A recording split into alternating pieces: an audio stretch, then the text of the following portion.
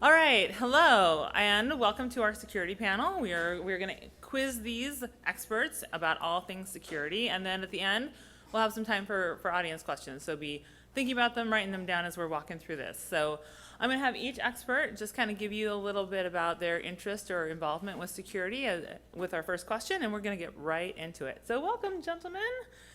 All right, so tell us a little bit about yourself, how you got into security, what your passion is for it, and then what's the number one thing you think that website owners or website managers should be doing to stay on top of securing their websites? So we'll go ahead and start with you, Josh.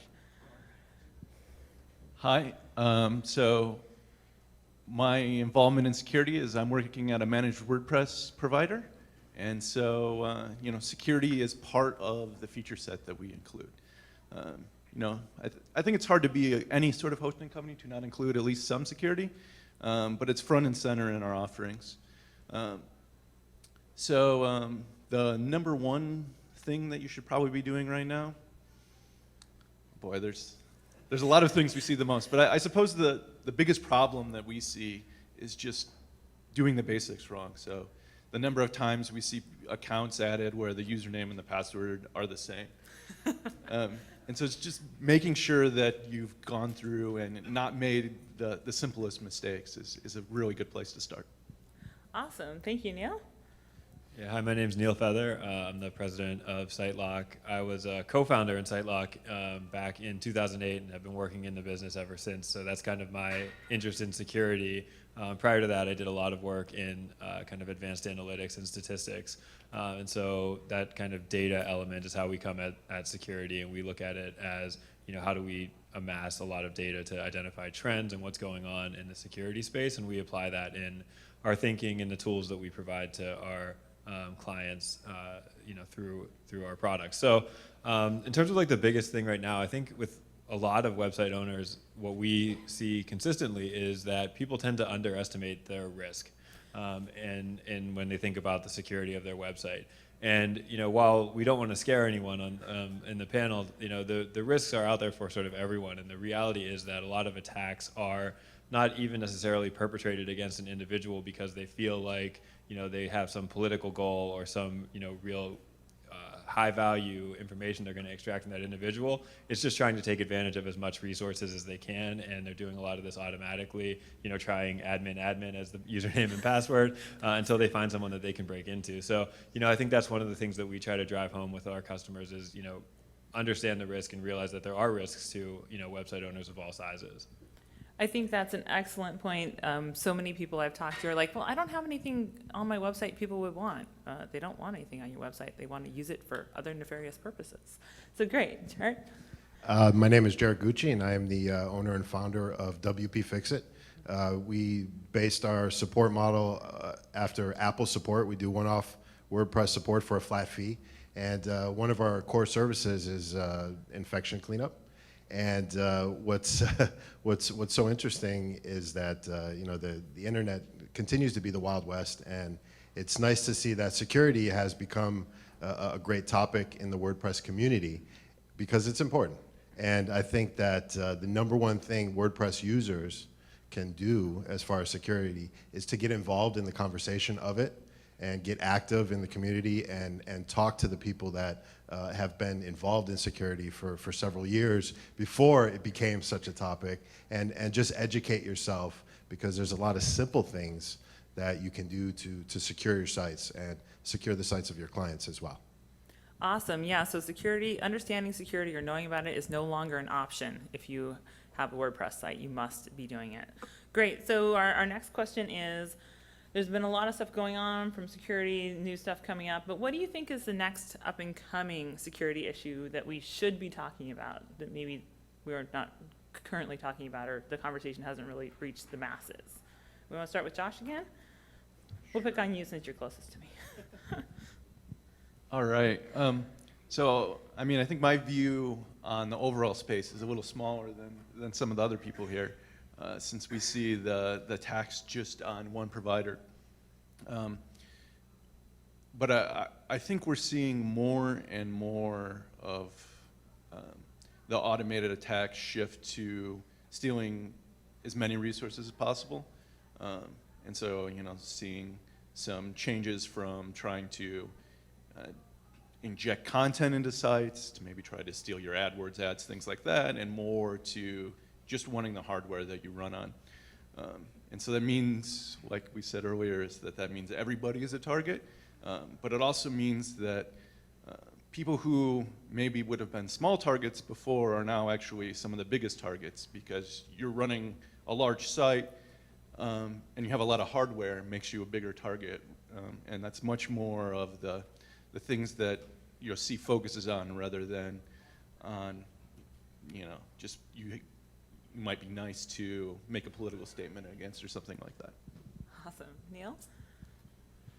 Yeah, I think that's right. And I think the thing I would add to that is that I think for website owners, the big trend and what we're trying to advocate to our clients as well is looking at managing security as managing risk and being proactive about that, to really try to understand what are the risk factors that you have as a website owner. Maybe it's the tools you're using, maybe it's the popularity of your site or other kind of risk factors that you have out there, and try to give people kind of a proactive view of what risks they have as website owners and how they can mitigate those risks. And that's something that we think is important to provide to people who are relatively novice in security, and kind of make that assumption that oh, I'm just using this software and everybody uses it, so it must be okay, kind of thinking, and kind of really educating people around what those risks are. And I think the trend that we would hope to see, and that is already kind of starting to emerge, is that people are getting a lot more proactive about these things. Jarrett mentioned the kind of cleanup services, and we have that as well. And we really hope to get away from that into more of the proactive piece. I think everybody feels that way, right? That we want to be helping people ahead of the problem before it becomes an issue. That's a much better conversation to have. And so I think it's imperative for website owners to start being more proactive in their approach to security. Great. Jarrett? So I'm from California, and in the scientific community, there's a big talk about predicting earthquakes, right? And this Friday, there was a earthquake warning that was issued until Tuesday. The warning stated that there may be an earthquake of some magnitude at some time. Super helpful. And while this warning is the first of its kind ever, it's not really a prediction. So it's really hard to look in the future and know what type of attacks are going to be. And what we can do is we can look at the past, and we can see where vulnerabilities have existed. And I think Neil is 1,000% accurate, where we have to be proactive. And the best thing we can do is to just educate ourselves and get more information about security. But knowing exactly what new attack is going to exist, it's almost impossible, unless you're a hacker, of course. But yeah, being proactive, for sure. Yeah, so I think that really hammers home the point of, if you own a WordPress website, you are responsible for security. Yay. But that brings me to my next question. So website owners, is self-managed security for, I will say, non-technical website owners really a viable option, or is it better for them to be using a managed WordPress host or security service? Yeah, so, if you're not technical, it's going to be pretty hard to do self-managed. The amount of time you will need to do to research to find out, hey, am I vulnerable to this thing that just popped up on the security feed I'm getting? If you don't have any technical background, you'll spend so much time at that, you're going to end up needing to become, well, at least technical in the security space to do it. And so it's not like it's impossible, but it's probably not a great use of your time.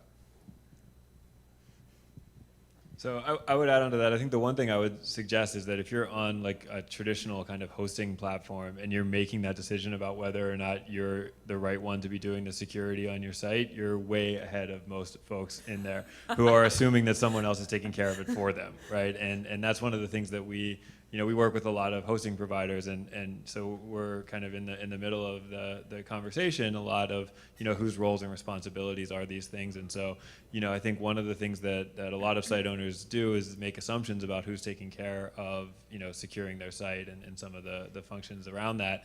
And I think one of the things I would recommend to site owners is to ask that question, like, who's responsible for securing my site? And then if it turns out that that's you and you don't feel comfortable doing that, then I think it makes sense to kind of look at, are there options either from a managed perspective, or where I can work with a provider who's an expert in the space and start to get some assistance there so that I can focus on what I really like to do, which isn't worry about the website and the security of the website, but maybe build the website, or do whatever else I want to do with my small business. So that's kind of a little bit different perspective on it, but I think that kind of finding out that who's on first, kind of approach to it, will give you a leg up on a lot of folks who are managing websites today.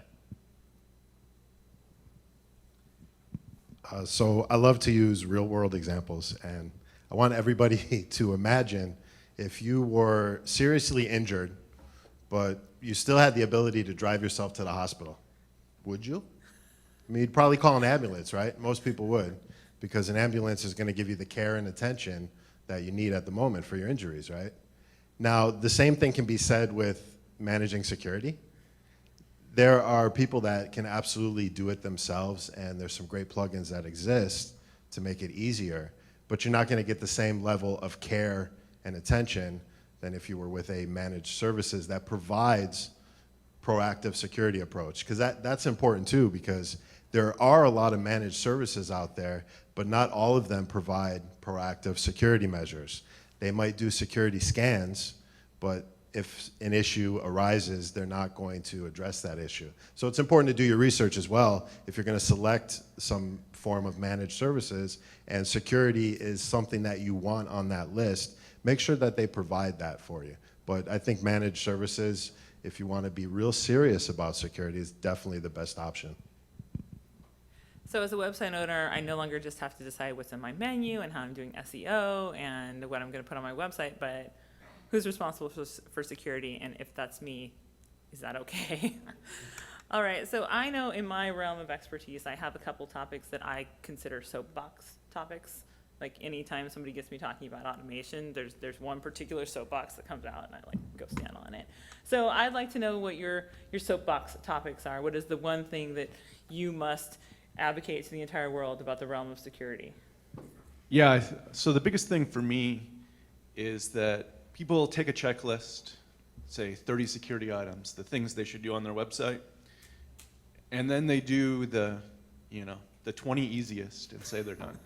And those 20 easiest are generally the lowest value things. They're like the things that after you've done everything else you should do. And so often people start with those and then stop with those. And they didn't really accomplish anything. I mean, maybe they stopped a few automated bots, but even those are pretty sophisticated these days. Yeah, so I think that's a good one. I think that beyond that, one of the things that we talk a lot about is really kind of as a website owner, kind of what is your kind of responsibility for not only the security of your website, but also kind of to the internet at large, right? And Josh kind of mentioned in an earlier statement that people are after resources now, right? And so if you're a website owner, you're sitting on a server, even if you don't own it, that's pretty powerful, right? And you are kind of enabling these criminals to launch additional attacks against other folks. And so, one of the things I think about is that it's a responsibility to make sure that you're securing that, right? You have kind of a small weapon at your disposal in the hardware that's being provided to your website. And really, I think a lot of folks don't kind of think about it that way, but from our perspective, the more kind of vulnerable assets there are out there, the more difficult it makes the job of service providers, website owners, and everyone in that kind of stack, right? And you read about particularly some of the recent attacks and the kind of proliferation of hardware and computing power that's out there with the Internet of Things, and the accessibility and ease of building a website and kind of getting all these different tools out there. And it really starts to drive home a point about how do you act as a good steward of the kind of internet environment. A lot of people talk about stewards of the physical environment, which is important too, but I think you think about a virtual environment, and how do you be a good steward as you've taken on this responsibility, you've taken on this new opportunity for a website or whatever the case may be. I think you got to think about how your actions are impacting other folks, and how that's either making the internet an easier place to secure or a more difficult place. Yeah, security is all about ownership. I mean, you have to take ownership of security. Just because your website loads doesn't mean that it's secure, and doesn't mean that there's vulnerabilities that are easily accessible. You have to take ownership, and that doesn't necessarily mean that you have to do these things yourself, but you do have to do enough to educate yourself what is needed. And if you can't do those things, there's lots of service providers out there that can help you. In most cases, there's lots of resources that can help you do it for free even. But you have to take ownership in security. It needs to be a big part of your overall goal in managing your internet presence. You have to take ownership. I think those were some insightful answers. I do like to tell my clients that with great power comes great responsibility. If you're going to build a WordPress website, now it's your job to make sure it gets maintained. But in that realm, as people consider creating web presences, creating their online presence, I'm going to be a little controversial here. There are choices. Like, WordPress is not the only game in town. It's a big game. It's a very large game. We are all employed because there's WordPress. But there's choices. So how much should security factor into your choice for a platform? And perhaps is there a different choice than WordPress for some businesses? So, I mean, there's always a lot of choices out there. And I do think security has to be part of it. But, I mean, if your plan to be secure is to be obscure, it generally doesn't work out. I mean, if you have somebody build your service from scratch, they're not going to build it from scratch. They're going to use a set of libraries and tools that people search for and try to exploit automatically. If you use another CMS, even if it has small market share, it has big enough market share to be targeted. So maybe, you know, you can run and hide and escape some of those things, but in general, obscurity doesn't work in the long run.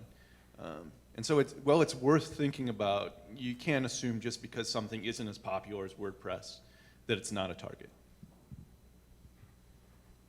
Yeah, I think there's, like Josh said, there's lots of options out there, and depending on what you want to do, you know, you got to look and educate yourself about what might be best for you. I think the thing about WordPress that makes it so popular is, you know, it's so easy to use and it's so extendable, and it offers you so much flexibility in terms of what you want to do. So you may be doing, you know, one thing today and you say, oh, all I need is like a brochure website. I'm not going to do e-commerce. Like, so, you know, maybe I'll just do one of these you know, builder type things and drag and drop. Then, you know, you're facing a month with, you know, oh, I really do want to sell this online, so now I need e-commerce. So, you know, you had to switch and migrate, and there's a lot of pain in doing that, right? So using a platform like WordPress gives you the ability to kind of just pivot on a dime and, you know, kind of you know, do whatever you want and have that flexibility to do it.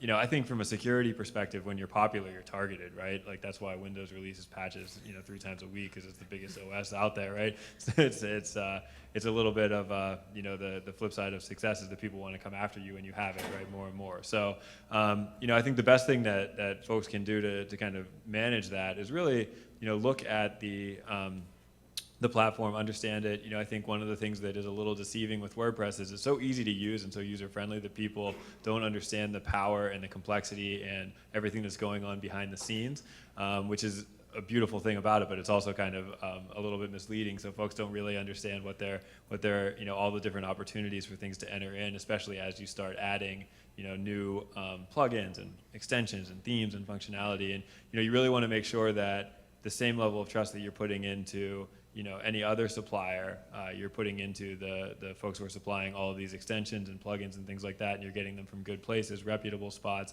and checking up on them, right? So, you know, you can look at the code. There are tools that will help you analyze it. There's companies that will help you analyze it and make sure that it's free of vulnerabilities. So, you know, I think that's you know, I think that the beauty of it is that, you know, you have access to these things and you should take advantage of them. This is a great question, by the way. And what a prejudice and biased room of people to answer this to. I was a Joomla developer many moons ago, and when I was involved in that community, if you even whispered the word WordPress, the first response from everybody is, it just gets hacked. WordPress just gets hacked. It's got so many security holes and people just hack it. But let's look at the trends that are happening online. And let's look at, again, how popular WordPress is. And like Neil said, with popularity comes the people that want to hack that popularity. But I mean, nothing is 100% secure at all. WordPress as a core is extremely secure, and those files are not vulnerable. It's the things that we add to, it's how we set it up, it's where we decide to host it. Those things create vulnerabilities, and those things can create those vulnerabilities for any CMS. So it's a really bad thing to say that any one platform is more vulnerable than the next. It's just how we use that great power and how we, again, take ownership of the security of that power. Great. So I think we'll just do a sort of a parting thought, and feel free to reiterate something if you thought it was really important. But I think we've heard great perspectives and some interesting insights into the world of security. So what's your parting thought for this particular audience? What, if they take away nothing else from this panel, what's the one thing you want them to have heard? Yeah, so I think a big thing is, and this has come a number of times, is that the security ownership is always there. Even if you're using an outsourced provider or a managed service, there's still going to be security aspects that you have to think about and that will never go away. And you're the only one in control of them. You're the only one who sets your password policies, who adds that new plugin from an untrusted source. And so there's ownership that you can't give away. And it's important to remember that. Maybe I think we've kind of gone around the responsibility thing, so I don't need to kind of to drive that home, but maybe a little bit happier kind of thought. So the good news on security and WordPress security, and generally I think security is, a lot of people look at it as something that you have to add on to, a technology or a tool or whatever in order to be able to, it's almost like an afterthought that, you need the security because you don't want to have an incident.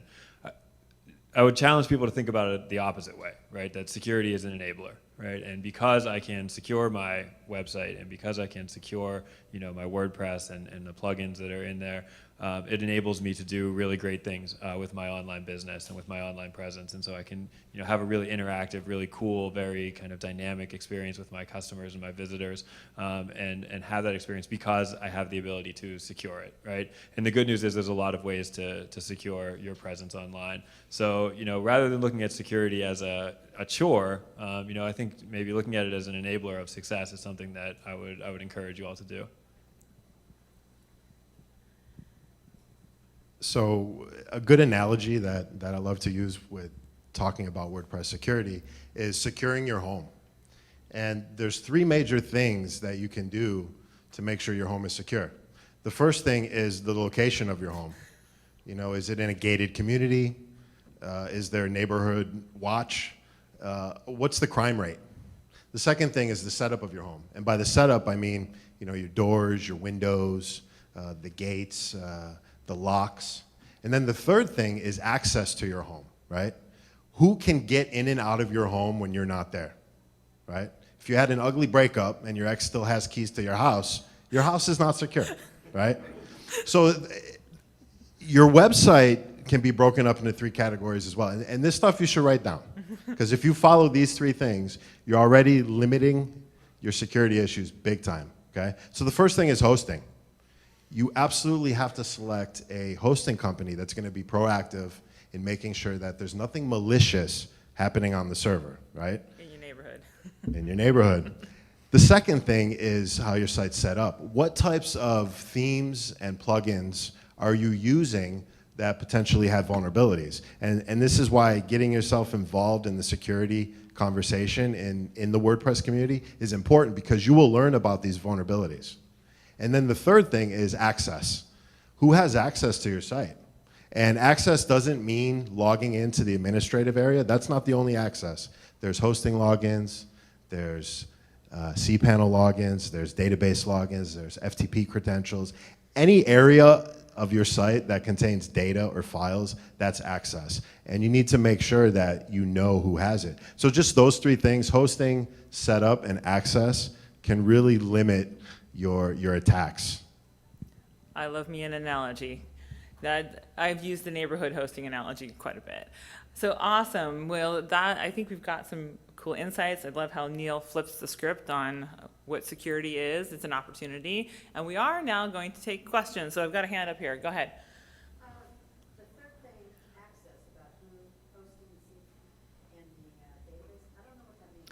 Okay, so the question is, the third item that Jared talked about, the hosting cPanel database, she's not familiar with that. I'm familiar with those terms and what they are. Yeah. But who would have access to Oh, that? so she wants to, Me and my account. she wants to know outside of what she set up, who else would have access to those things? Well, again, this goes back to the ownership topic of taking ownership of security.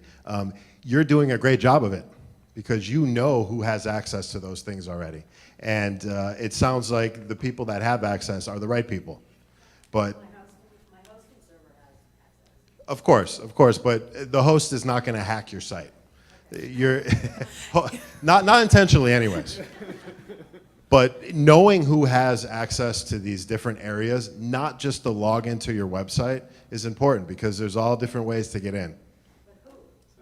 Well, for example, a small business that may have a marketing department, they potentially could provide access to some of these areas, and if things go sour or if the access is too high and should be lower, things like that, you should audit that list and make sure at all times that the right people are supposed to have access. So if you had your site developed by someone else and they handed it off to you, you need to understand what FTP accounts exist, if they had one, if they still have access, if they have the cPanel password. So I think it's a good practice when someone hands something off to you, if you are terminating that relationship, go change your passwords. Okay, I have one last comment. Okay? I was hacked in May. Okay? Prior to that, I'd heard about security, blah, blah, blah. Hey, you really need to do it. You really need to do it. Okay, so her testimonial is, she'd heard about security, and she was like, yeah. And then she got hacked. And she's like, no, really, do it. My solution was, because I'm the one owner website, I mean, I had multiple websites, but I did everything and I was not really technical, is I went somewhere else to a different type of hosting environment and a site builder kind of thing, because it totally freaked me out about the security issue. So she moved to a more managed environment where she's a one-woman shop, and so she was assisted with a managed environment as opposed to where she was before. Okay, I couldn't find the resources when I was under attack. okay, great, thank you. All I'm saying is, get it set up beforehand. Go ahead. We've seen a lot of changes and trends in the security industry. I'm curious about your guys' thoughts on what the owners face for availability. So the question is, what are their thoughts on what owners face for availability of security information? Availability of their site. Availability of their site. Yeah. Flip a coin. This way, I guess, maybe. All right, so yeah, I mean, I think and I mentioned it a little bit in the conversation around just the proliferation of kind of computing devices out there. So you see from an availability standpoint, I think denial of service attacks are definitely on the rise, and they're also a lot easier to orchestrate now. There's a lot of DDoS for hire type services out there that are more than happy to throw a gig at somebody of traffic, for $20 or something like that, right? So really understanding what your site is set up to be able to handle is something that's important. I think beyond that, that tends to be an inconvenience to a site owner. So you do want to make sure that your site's going to stay up and be available, and you have a good network, and you have all those kinds of things in place. Your hosting provider will help with that too. So I would encourage you to talk with those folks about what they do for you and how they can help with that. But I do think that is something that has been emerging and is something to watch out for. It's definitely you don't want to have your site be down for any period of time, of course. So I think of it as more of an availability question, and a security question is more around, is the site being controlled by someone else and being launched, used to launch additional DDoS attacks against other people? So I think that security and availability kind of go hand in hand. They are two different topics, but from a site owner's perspective, you really want to make sure that you're providing a safe, fast, and always on kind of approach to your customers. And so using products like CDNs and DDoS mitigation tools will help keep your site online and fast. So I think those are important things. Do you see different trends in the type of DDoS attacks or what the So the question is, do you see different types of DDoS attacks and what the owners can do to prevent? Yeah, look, I mean, it's always changing, right? Things are evolving constantly. So I think that, when DDoS is no exception, right? So I think there's a couple things that are happening. One, like I said, there's a lot of kind of low-end, very inexpensive ways for non-technical people to launch them, right? That's one thing of it. The other piece is they're getting bigger, exponentially bigger. And so, there was one recently, for those of you who are in the security space and follow it, Brian Krebs' website was attacked by someone, and it was almost a terabit per second that they were throwing at him, which is a lot of traffic. And his CDN provider, which is Akamai, had to actually cut him off. Akamai is huge, right? But they were taking so much traffic for it that it was affecting the other sites on their network. So you got to really look at the capacity of a provider that you're working with in terms of what they're able to handle. If you're expecting, if you're kind of more of a controversial topic, obviously Brian's site is pretty controversial because he's dealing with security and he's back online, and Google kind of brought him back up. But the point is that the attacks are getting really, really big. And so, you really want to talk to your provider about the capacity of their network and, worst case scenario, what can they really handle? What about the differences between a volumetric attack versus an application-based attack? So this got way more technical than I'm maybe qualified to repeat the question. So I'll have Josh repeat the question. Yeah, so the differences between a volumetric attack, which is kind of the DDoS attack that you normally hear about in the news, and an application level. So, I find that on a lot of our customers, the application level attacks are more common because you don't even have to pay $20 to do those. Most sites, you can just identify a plugin that's really slow, write a script in 5 minutes, run it from one server, and take anybody down. Just because there's a lot of very inefficient code out there, and it's so cheap to do those application level attacks. The nice thing is those are generally easier to mitigate. You can stop using that plugin, bring your developer on to do a fix. You don't need to change to using a DDoS prevention network in front of you or anything like that. But those application level attacks are just so cheap to do that they're never going to go away. Okay, so I think we have time for one more question before we're going to do a wrap-up announcements and then lunch. So the lady in the pink shirt, please.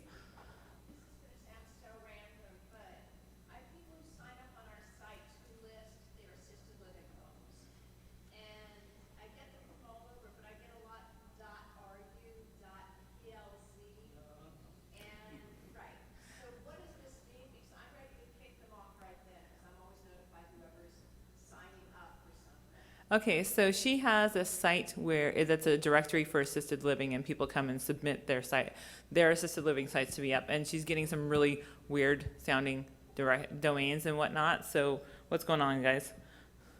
So the examples that you mentioned, those are probably not real people. But there's lots of tools and there's lots of things that you can do to limit those signups. A very simple one would just be to moderate them. And before it's approved, you can do some research on your own. Depending on how many signups you get, and if you even have time to moderate, you might need something a bit more automated. And there are tools out there. I'd be happy to talk with you more in depth to guide you through that, because it might be a more longer answer, and I need more details to the exact process. But you can definitely forget about those ones you just mentioned. Those are not real. All right, so we're going to wrap up. They're going to come up and do some announcements, and then we'll break for lunch. But let's thank our security panel, please. Thank you, gentlemen.